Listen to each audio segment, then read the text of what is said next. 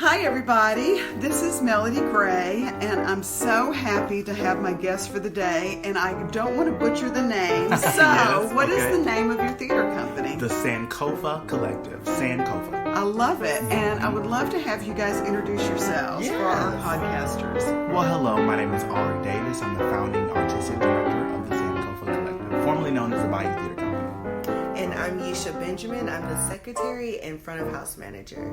Thank you guys, welcome Thank so you. much. Thank you for having us. So tell me, like you were the Bayou, tell me, Yes. I can't say it. Yeah. The Bayou Theater Company, yes. So we were the Bayou Theater Company for 5 years, and this is our 6th year in business. We're a nonprofit organization based in Houston with the purpose to expose, educate, and enrich the lives of at-risk youth and adults to theater.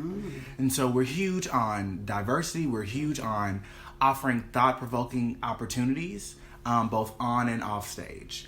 We like to open conversations with our shows. We'll find, especially within the African American community, there's a lot of stereotypes and a lot of negative connotations that come from people not knowing, there's a whole diaspora, there's a lot of histories, a lot of different cultures. And so we like to open minds and offer, different opportunities to, change up the programming a little bit. And so with that, the Sankofa is a West African Adinkra symbol, which is basically, it's how they speak their language, similar to how the Chinese communicate with their symbols.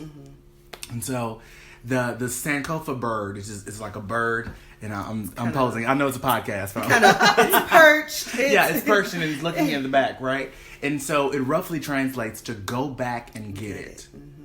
And so it's about going back and get it, right? So returning to storytelling and returning to, when's the first time you were told a story? How excited did you get? How did it change you? Well, my minor was in anthropology, Oh, cool. and when we learn about like people as like human beings came together, Yeah. I mean, anthropologists, cultural anthropology believes that storytelling was the first art form. Right. And when people would come back from the hunting gathering, it's like, well, what happened out Yep, there? absolutely. Well, let me tell you what happened. And The they pass on their blueberries were over by the histories. river, and they were Right. fantastic. Yeah. And then so-and-so tripped, and, she had a bloody knee, and then we had to take care of that. And so it's like telling the story of what happened, and I Right. think that, the people that were good storytellers Yep. were more honored and esteemed, and I feel like, we have segued that in our culture now to great TV. Right. But for me as a theater geek, there Yeah. is something so powerful, there's something undeniable about being in a space with others Right. when you're hearing them telling that story. It's Absolutely. something that brings people together. And like you said, now we have TV and Netflix and streaming services.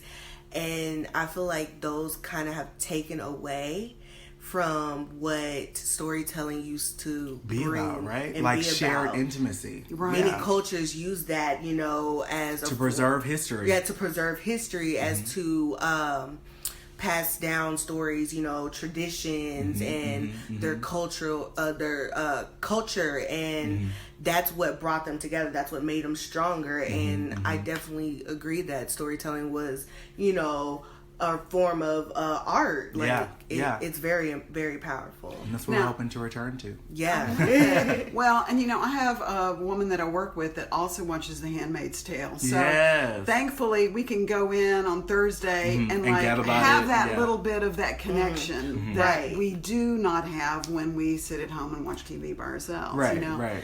So, and even though you might join a forum, which I'm guilty of doing, We all are. Right. Oh, yeah. Right, we supplement it, but Yeah. I'm really excited about live theater, and I really want to encourage more people to go, which is one of the reasons why I wanted to do this podcast. So tell me, I'm so excited, and so let me tell you what I think the show's going to be out. You're doing Hamlet, Yes. the Yes. Prince of Lagos. Yes. So Yes, we now, are. what I make up in my mind that it's Shakespeare It is Shakespeare. with a twist. It is a twist. It's a twist. So tell me. It's great. It's great. So typically, and even because I also do freelance work outside of the organization, so typically, we're always doing something with a twist. There are so many ways to tell the same story, right? And so I think, now we're in our 2019th year, right? So we have to be innovative in ways that are still relatable, that are still feel accessible. And for us, for people of color, it's often that we won't delve into Shakespeare. There's kind of a mystery there. There's kind of a fear of, well, we don't have the training, we don't have the exposure.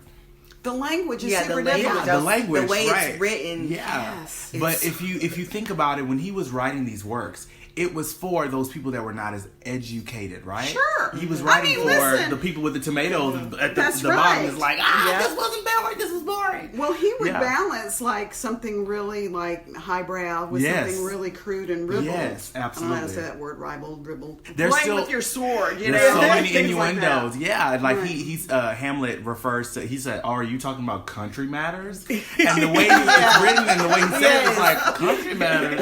You know What is that about? Right. Okay. But we all, in a way, like if you trust, the instinct for the actor and the storytelling, we all know what that means. And so Sure. we're trying to return to a way to bring the beauty of Africa and talk about, because even with Africa, there's a lot of connotation of what it is and what it wasn't, and there's a way to still preserve the beauty while telling the history of Sure. what happened. Specifically in Nigeria, we had what we would call a chemical colonialism.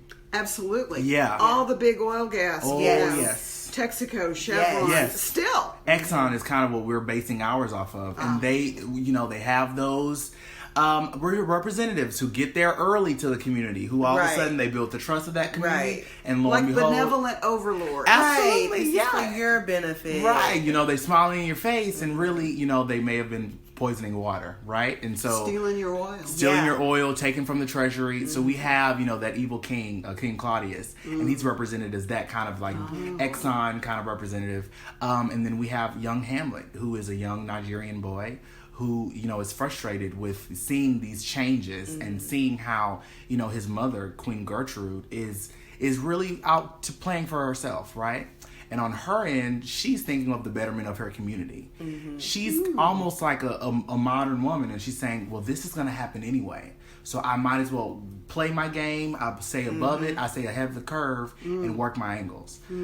So there's just really, really cool fight scene. I don't want to spoil this. Drama. There's drama. And there's drama. really cool- Yes, but Yeah. has to have it's a drama. lot. And what's really fun is Errol Anthony Wilkes, who is considered a Houston theater legend. Yes. He is familiar with Brilliant. film and TV and Shakespeare.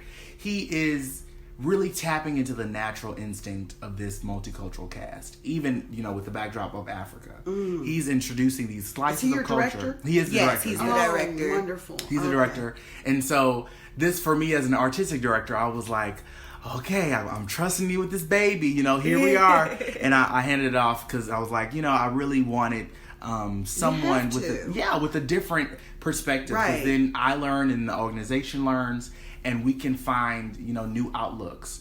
And what he's done with the show, I mean, he's taken this 4-hour show, trimmed it down to, I think, 1:30?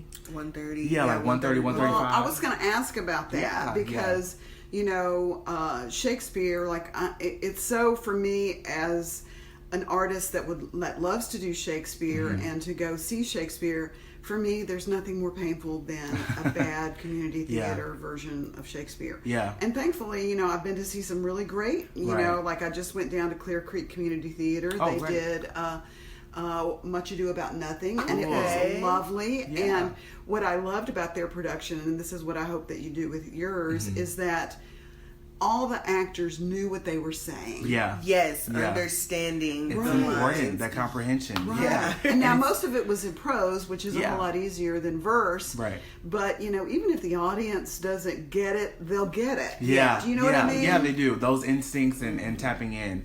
They worked in really intensely with Chepe Lockett, who's also another theater Shakespeare. Oh God, if every Shakespeare show he's done it in Houston. And they worked with them around 6 weeks to just drill in what's going on. And mind you, what we love to do with Sankofa actors is we have a balance of different experiences. So we have those that are very experienced and those that might not be as experienced, right? And so we're putting them on equal playing field. They're all able to learn from each other. And collab. And, And yeah, just and create collaborate. something that's beautiful. And Yeah. Wonderful. that's Yeah. what we, started the company Absolutely. for. Yeah. I think that as, we changed our name, it really stands to what we're for, because we love the collaboration. We love bringing in different voices and different artists and supporting, and we're all learning together, and we're all creating something that, you know, we can put out there for other people, for our community, for the Houston community to think about, to learn from, to ask questions. And that's, you know, that's what art is supposed to do. Yeah. I think so too, because, you know, there's so many elitist organizations, which are like, are you equity? You know, that's why I came back from New York. In New York, the way that people sort of interacted, at least how I made up, was, how can you help me? Yes. I'm equity. It's a new invisible hair flip. I did a hair flip. That was a hair flip, y'all. I know it's a podcast. That was a hair flip. But yes, it is, and we strive to fight that, right? We strive to open those doors in which, you know, I've told Yisha many a times, as a young artistic director who's Black and queer, I walk into rooms and they're like, oh no, we're waiting on the boss. And I'm like, oh, hi. It's me. It's the new boss. Right. Absolutely. Because, you know, and it's people, I feel like there's this kind of understated tone of, we feel like the world is going to change, but it's not. It's just opening more opportunities, and we're shedding lights on people who had not been seen before. Right. I love that. So this connotation that, you know, we're making something great again, or we're taking something away from something, that's not what we're about. We're about offering an equal playing field and showing people that, you know, if you can do it, I can do it too. Well, that's what I've loved about coming back from New York, is to see, you know, like you guys, like there are so many like new theater companies that have popped up, and we'll see if the test of time, and it seems like you guys have learned so many lessons. Yes, still are. Yes. Right? Every day. And I love the Match. What a gorgeous venue. Yeah. Absolutely gorgeous. This is our first time there, actually. Really? Yeah. Well, and I did a show there last year with Dirt Dogs, and, you know, they talk about how wonderful the Match is to artists, and, you know, they keep that place busy and full. Oh, yes. When we were lucky, because actually we've been trying to work there for about 3 years now, and the 2 weeks that we got, 1 week for Hamlet and our other show Black Nativity this winter, they were like, oh, you know, you lucked out. These are the only 2 weeks that are available the whole of 2019. Yeah, the whole of 2019. Blessed. Yeah, blessed. Absolutely. Hashtag booked and blessed. And this was September of last year. So just think of that, right?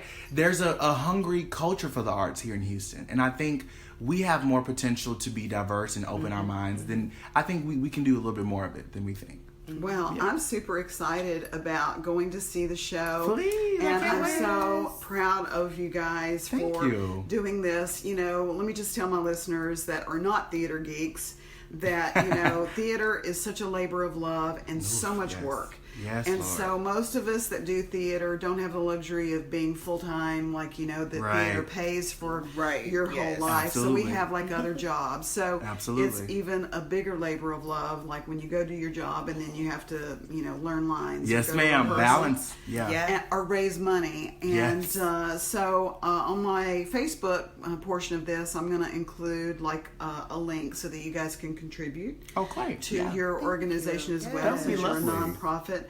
And I want to encourage everybody to go out and support them and see. Now, I'll find out like when all your shows are so that I can, like, you know, put that. August 16th through the 18th.